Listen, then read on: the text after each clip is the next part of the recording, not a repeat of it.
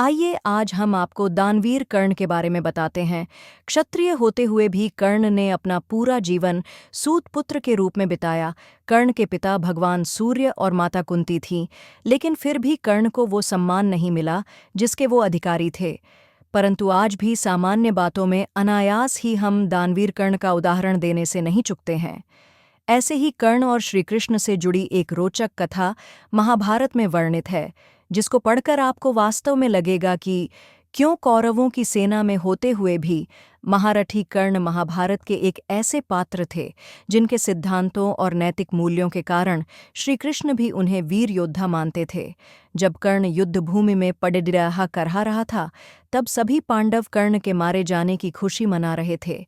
ऐसे ही समय में अर्जुन ने अहंकारवश श्रीकृष्ण से कहा कि आपका दानवीर कर्ण तो समाप्त हो गया। भगवान कृष्ण समझ गए कि अर्जुन को अहंकार हो गया है। अर्जुन की बात का जवाब देते हुए श्रीकृष्ण ने कहा कि कर्ण दानी ही नहीं, महादानी है। उसके काल में उससे बड्ढा दानी कोई न हो सका। अर्जुन को श्रीकृष्ण की यह बात कुछ समझ नहीं आई। अर्जुन ने कहा कि कर्ण महादानी है, ये अब कैसे सत्यापित हो सकता है। श्रीकृष्ण ने कहा कि युद्ध भूमि में मृत्यु की प्रतीक्षा करता कर्ण अभी भी साबित कर सकता है।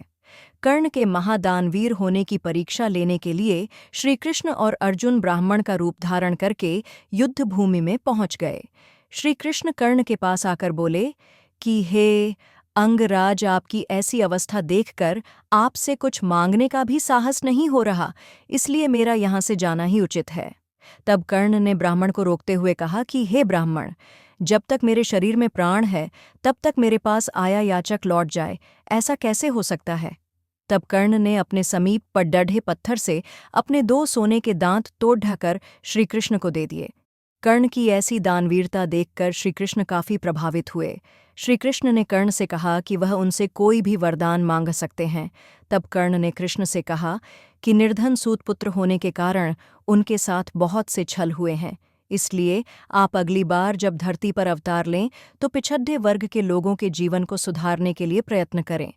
दूसरे वरदान के रूप में कर्ण ने कहा कि अगले अवतार में आप उन्हीं के राज्य में जन्म लें।